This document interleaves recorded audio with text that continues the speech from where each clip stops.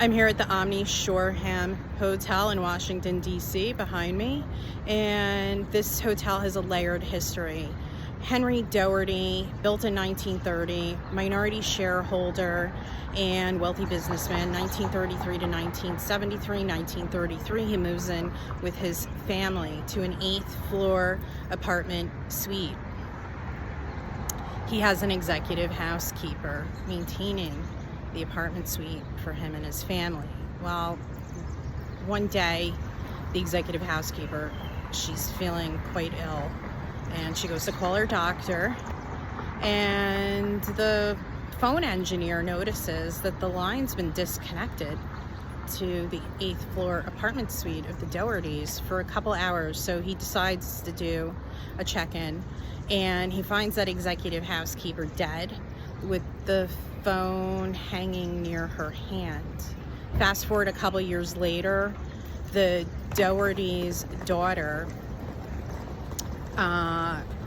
passes away in that 8th floor apartment suite of a suspected overdose or possible suicide.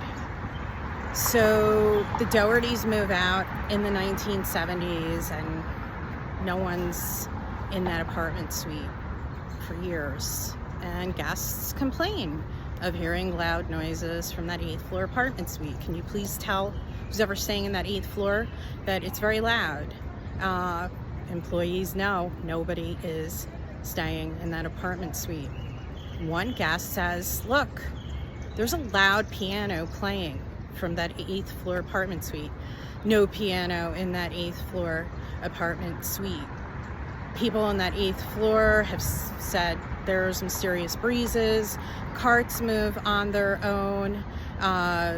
Also, in 1997, they decide to renovate that 8th floor apartment suite. And the head of security, he decides to go in and show a couple people the apartment suite, and the drawers are open and the cabinets open. So he goes to housekeeping and has them return with him, and the drawers are closed. So now he's spooked because he knows what he saw.